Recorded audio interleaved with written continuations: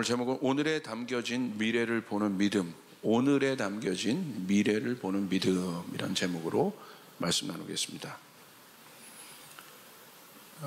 우리가 신앙이 있죠. 우리 주님을 믿고 있지 않습니까?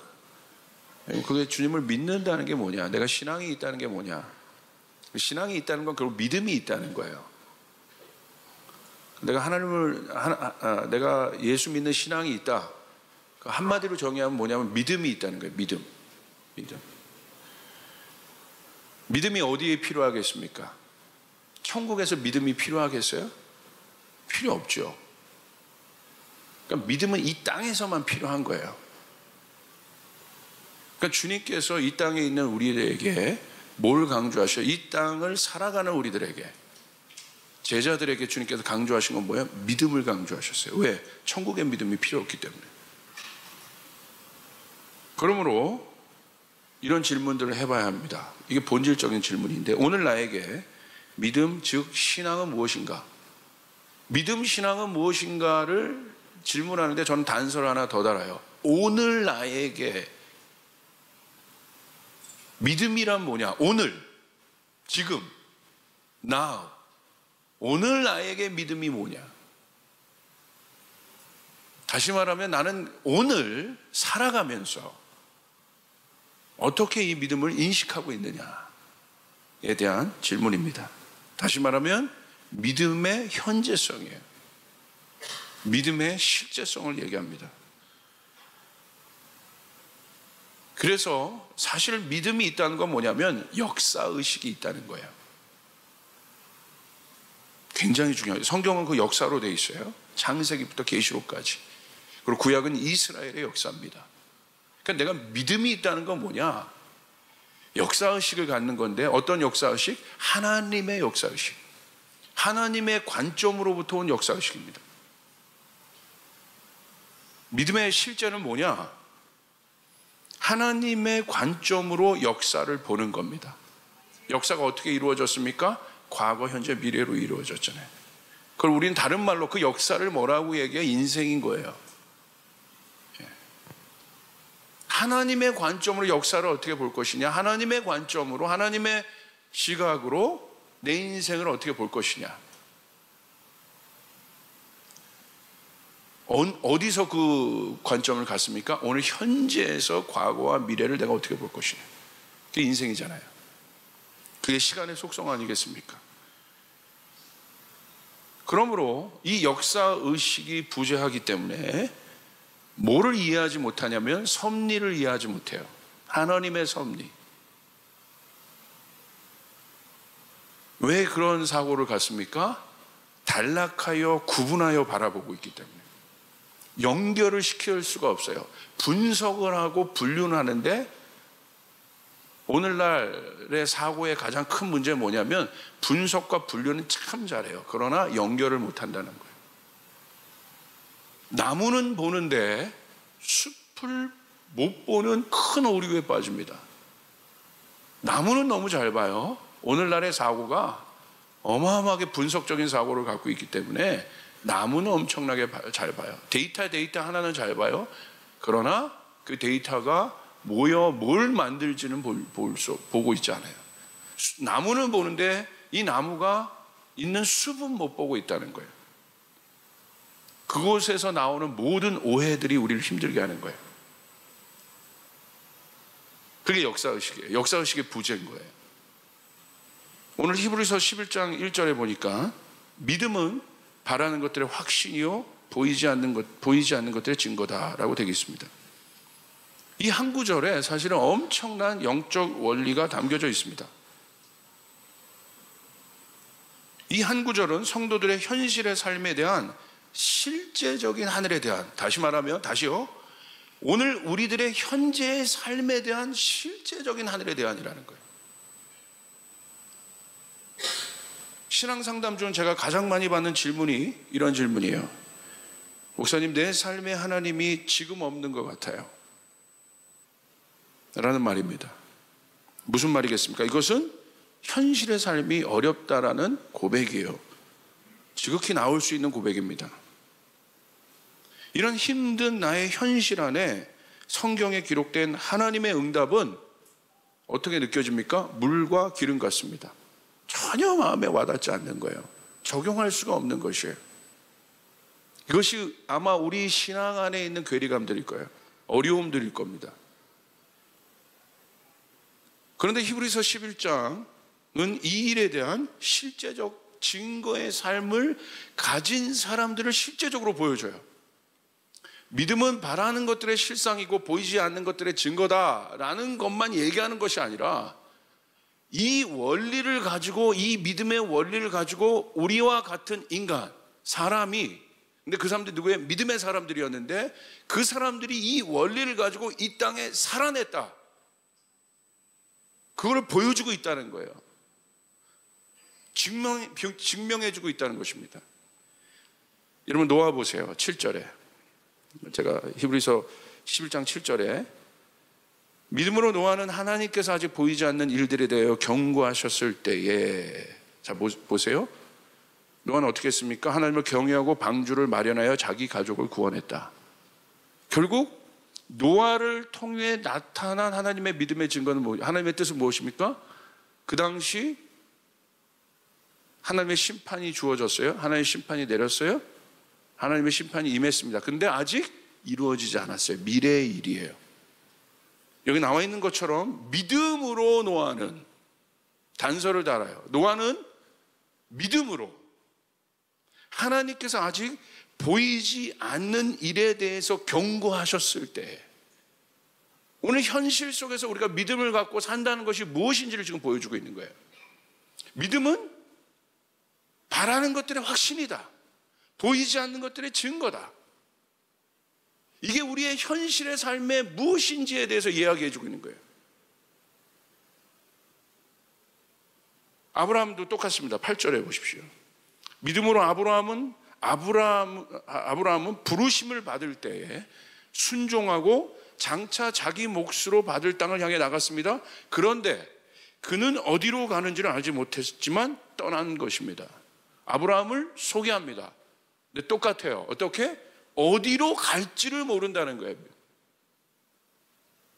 분명히 하나님의 뜻이 있는데 미래의 하나님의 뜻은 분명해요. 아브라함이 믿음의 사람이고 노아가 믿음의 사람이라는 공통점은 뭐냐? 둘 다 미래에 대한 하나님의 뜻이 주어져 있다는 거예요. 어디에? 그들의 현장에, 현실에.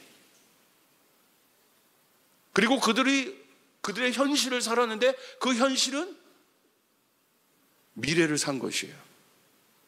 잘 들으셔야 돼요. 그들이 현실을 살았어요. 우리 성도들이 오늘 현장을 살아요. 오늘 우리의 삶이 현장이에요. 실제 오늘 이 순간을 살고 있어요. 그러나 이 순간이 미래라는 것이에요. 할렐루야. 사라 보십시오. 또 사라를 언급합니다.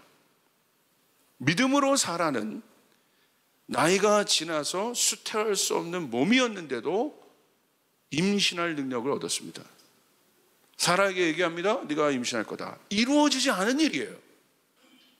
그런데 이루어지지 않은 미래의 일이 오늘 현장에 주어져요. 오늘 내 현실에 주어져요. 마찬가지입니다. 이게 바로 여러분 우리 안에 믿음이 있다는 건 이거예요. 우리가 이것을 깨닫게 될 때 우리가 현장을 살아낼 수 있어요. 현실을 살아낼 수 있어요. 이 현실이 미래가 될 것이기 때문에. 아멘. 미래에 대한 확신과 현재의 삶을 한번 생각해 봅시다. 히브리서 11장 1절은 그러므로 미래의 일은 반드시 이루어질 것이다 라는 적극적 사고방식의 신념 구호가 아니라는 사실이에요. 결이 달라요. 굉장히 비슷한 이야기 같지만 미래의 일은 이루어질 것이다 라는 적극적 사고방식의 신념의 일이 아니에요. 굉장히 비슷해요. 그러나 완전히 결이 다릅니다. 성경에서 말하는 미래의 소망은 각 사람을 향한 하나님의 뜻이 이미 주어져 있다는 것이에요. 할렐루야. 내가 무엇인가를 신념을 가져서 이렇게 하면 미래가 열릴 것이다가 아니라는 거예요. 이미 성도들의 삶에 그것이 주어져 있다는 것이에요. 아멘. 이걸 우린 뭐라고 불러요? 데스티니라고 부르기도 하고, 이 데스티니를 운명이라고 얘기를 해요. 그 운명이 결정되어 있다. 근데 여기서 힘들어하는 거예요. 그 운명이 결정되어 있다는 것에 그것이 무슨 말인지를 해석을 못하고 있습니다. 두 가지로 해석을 해요. 잘못된 해석들입니다. 첫 번째, 비관론적 운명론을 얘기해요. 이건 믿음이 아니에요. 진짜 믿음은 현재의 삶에서 나타난다고 그랬어요. 미래에 장차 이루어질 일을 현재 살고 있는 거예요. 이게 믿음이라는 거예요. 할렐루야. 현재에 나타나고 있다는 거예요. 근데 비관적 운명론은 뭐예요? 어차피 내 인생은 노력해도 소용없어. 정해져 있잖아. 무슨 노력이 필요해? 어차피 헬조선인데 무슨 노력이 필요해? 금수저들 다 잡고 있는데 무슨 노력이 필요해? 소용없어. 그냥 살아. 이 사람의 현실을 보십시오. 충실하지 않아요. 비관론적입니다. 확정된 미래를 비관하기 때문에 그렇습니다. 두 번째, 낙관론적 운명론자들이 있어요. 반대로 내 인생은 어차피 잘 될 거야. 난 잘 되려고 태어난 사람이야. 할렐루야. 긍정적인 사고방식이고 건강해 보입니다. 그런데 실상은 정해진 미래를 믿고 현실에서 아무것도 하지 않아요. 아무것도 하지 않고 있다면 이 사람은 몽상가이며 이상주의자입니다.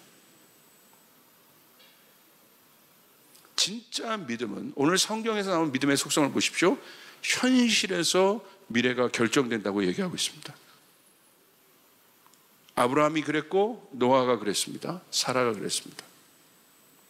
다니엘이 그랬고 다윗이 그랬고 요셉이 그랬습니다. 야곱이 그랬습니다. 히브리서 11장 1절에 믿음의 원리를 가지고 현장을 살아낸 사람들의 이야기들이 나오는 거예요. 역사란 무엇입니까? 그러므로 과거, 현재, 미래가 구분되어 있지만 따로따로 분리되어 있는 것이 아니라 함께 소중하게 공존해 있음을 말하는 것입니다. 무슨 말이겠습니까? 과거가 없이는 현재가 없고 현재가 없이는 미래가 없다는 거예요. 그래서 이런 과거사를 보고 있잖아요. 중요한 거예요. 왜곡되면 안 돼요. 그 과거가 없으면 현재가 있을 수 없어요. 그리고 그 현재가 없이는 미래가 있을 수 없어요. 그러니까 잡으려고 하는 것이에요. 역사는 그러므로 뿌리이며, 잘 들으십시오. 역사는 뿌리입니다. 여러분, 우리가 열매 시즌에 집중하고 있잖아요. 진짜 열매를 맺히려면 뭐에 집중하고 있어야 돼요? 모든 자양분이 어디에서 공급돼요? 뿌리입니다. 진짜 이젠 똑똑해지셔야 돼요. 여러분의 삶에 열매를 맺고 싶습니까? 뿌리가 달라져야 합니다. 열매를 바라보는 것이 아니라 뿌리가 달라져야 된다는 거예요. 뿌리는 역사예요. 그리고 그 뿌리는 정체성을 말합니다. 성경이 얼마나 실제적인 진리인가를 우리에게 보여주는 사건이 바로 성경이 그 연대기 순으로 구성되어 있다는 것입니다. 시간의 흐름 속에서 하나님의 역사의 중심을 이루는 사람에 대하여 성경은요 객관적인 자세를 유지합니다. 속이지 않아요. 이게 성경의 매력이에요. 진짜 역사라는 거예요. 복된 존재로서의 사람도 소개하고 있지만 짐승보다 못한 사람의 이야기도 쓰고 있어요. 그 역사를 누가 쓰고 계세요? 하나님이 쓰고 계시는데. 정말 이런 말이 뭐하지만 얼마나 창피한 일입니까? 하나님이 그 역사의 주관인데 자기의 작품들인데 짐승보다 못한 인간도 쓰고 있다는 거예요. 그래서 저희가 성경이 매력적이라는 거예요. 얼마나 객관적이에요. 얼마나 분명합니까? 다른 경전들은 그러지 않아요. 여러분 그리스 신화들 보십시오. 얼마나 여러분 말이 안 되잖아요. 그게 말이. 다 그리스 신화의 신들이 다 인간의 욕망의 화신들 아니겠어요? 당연하지. 인간의 욕망이 그러니까. 절대성이 없죠. 다 상대적이지. 그러나 성경은 그러죠. 그 절대적인 기조를 여러분 그 흐름 하나님의 물론 과오도 있고 잘된 일도 있지만 그 속을 관통하는 하나님의 시간이 흐르고 있다는 거예요. 할렐루야.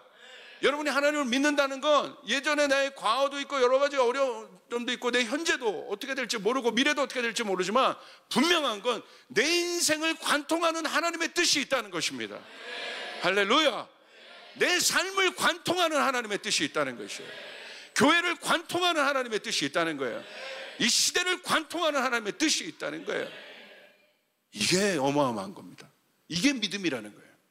그걸 보는 거예요. 여러분, 이 사고를 가지면요, 믿음이 뭔지를 진짜 알게 돼요. 그게 바로 하나님의 섭리라고 얘기합니다. 여러분, 하나님의 섭리 안에 있음을 믿으시길 바랍니다.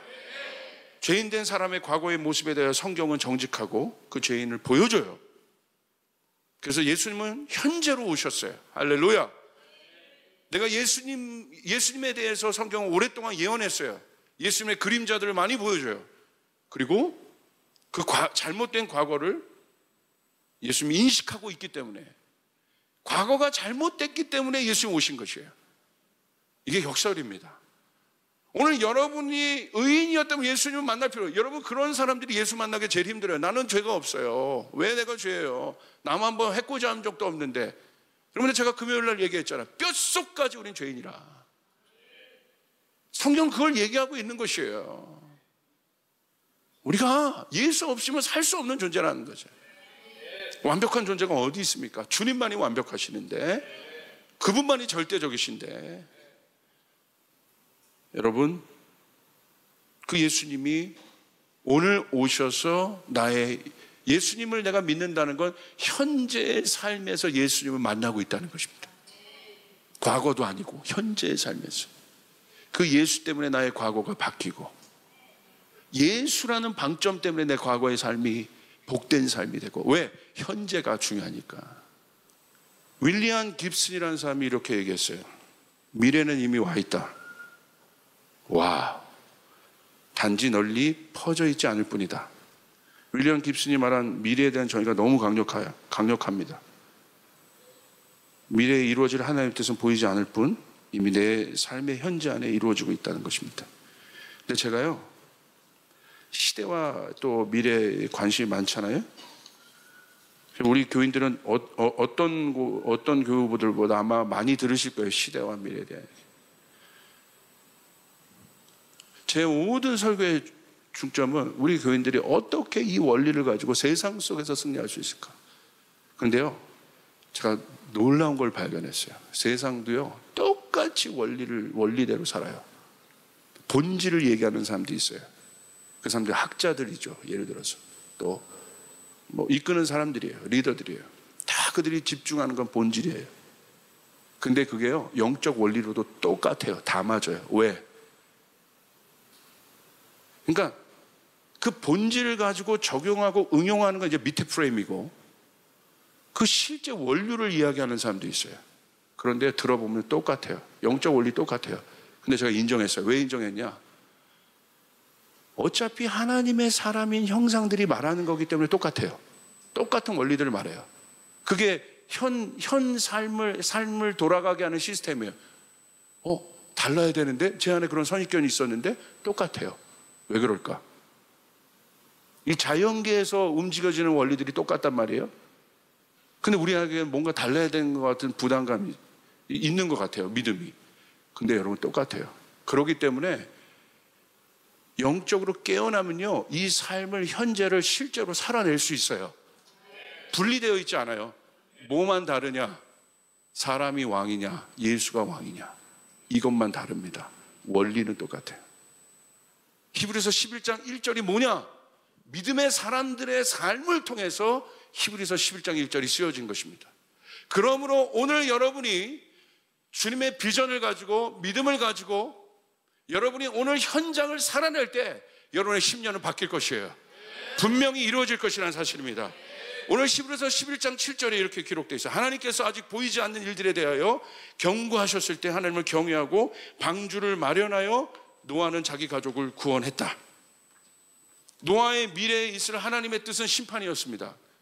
여기에 놀라운 비밀이 있습니다. 하나님의 뜻을 본 노아에게 하나님은 하나님 뜻이 정해져 있어요, 심판이. 그 노아에게 하나님은 뭘 명하신 거예요? 놀랍죠? 방주를 만들라. 결국 하나님의 때에 이 방주가 하나님의 뜻을 실현시킬 수 있기 때문에, 이 방주를 통해서 새하늘과 새 땅이 출발할 수 있는 게이트가 되기 때문에, 그 방주는 예수 그리스도를 상징하는 것이고요. 그러므로 여러분, 두 가지를 꼭 기억하십시오. 어떤 현실 속에서도 불평하지 마시길 바랍니다. 정말 이제 하나님의 뜻을 안다면, 오늘 나의 삶이 그냥 나의 삶의 일단락이 아니라 오늘 나의 삶이 하나님의 뜻이 나타나는 미래를 결정하는 것이라면, 할렐루야! 불평하면 안 되는 것이에요. 다니엘이 그래서 불평 안 한 것이에요. 요셉이 불평 안 한 것입니다. 다윗이 불평 안 한 것입니다. 힘들다고는 얘기했지, 그 불평은 죄의 속성이에요. 하나님을 향한 원망입니다. 억울함이에요. 불평은 하나님을 신뢰하지 않는 죄의 본성입니다. 그냥 내가 불평하는 건 그냥 불평으로 끝나는 것이 아니라 뿌리로 들어가면 하나님을 신뢰하지 않는 죄의 본성이 불평이에요. 어렵다고 힘들다고 얘기할 수 있으나 그것이 불평으로 나타나면 그것은 다 평가해버린 거예요. 자기가 주인이 돼서. 이스라엘 백성들 보십시오. 출애굽하고 그들에게 주어진 가나안 땅은 지워져 있었습니다. 그런데 불평했습니다. 불평은요, 하나님의 시간을 지연시킵니다. 그리고 결국 유산시킵니다. 아무도 못 들어갑니다. 여러분, 감사하시길 바랍니다. 믿음의 사람들이라면 감사하시길 바랍니다. 장차 여러분이 받고 있는 이 여러분의 연단과 고통은 미래의 소망으로 바뀔 것입니다. 믿으시면 아멘 합시다.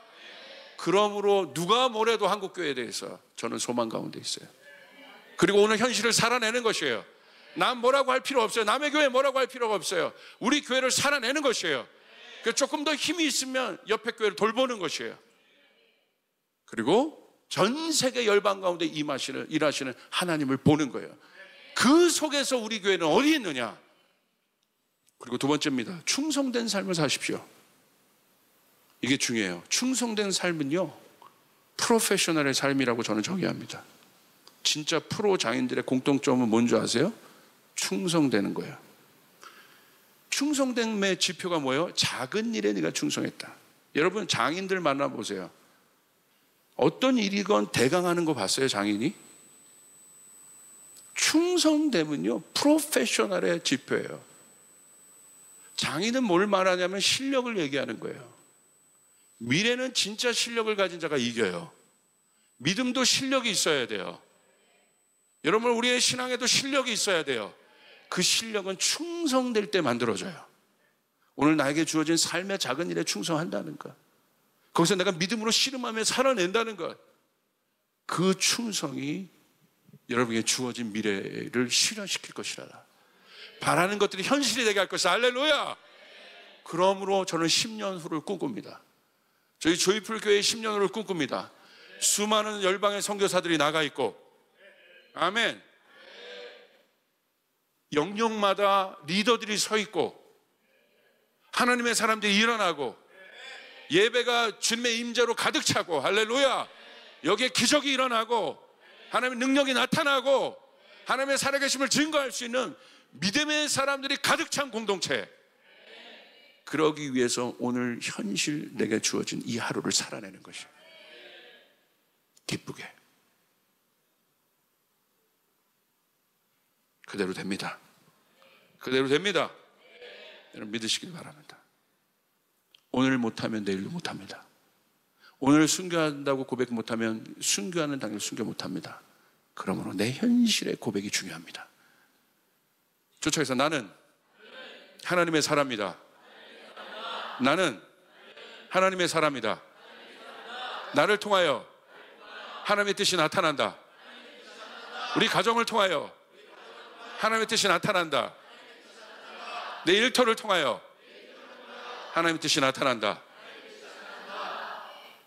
여러분은 그 미라클 메이커라는 사실을 기억하시고, 여러분이 그 히스토리 메이커라는 사실을 기억하시고, 그 중심이 되셔서 오늘 현장이 미래를 바꾼다. 그것이 바라는 것들의 실상이다. 10년이 되건 1년이 되건 1개월이 되건 그 일은 이루어집니다. 그 소망 갖고 사시길 바랍니다. 그러므로 거룩한 축적은 바로 이것입니다. 마태복음 6장 19절 20절 마지막 읽고 오늘 말씀 마치겠습니다. 시작. 너희를 위하여 보물을 땅에 쌓아두지 말라.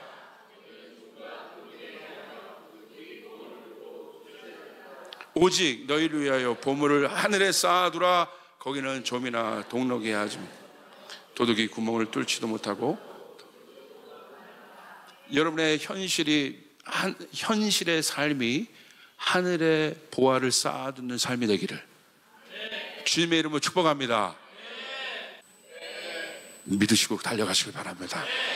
여러분을 통하여 하나님 나라가 보여질 것이고 우리 아이들에게 그 역사의식을 가르쳐주고 하나님이 역사 속에서 움직이신다, 그걸 가르쳐 승리하는 여러분 되시길 주님의 이름으로 축복합니다.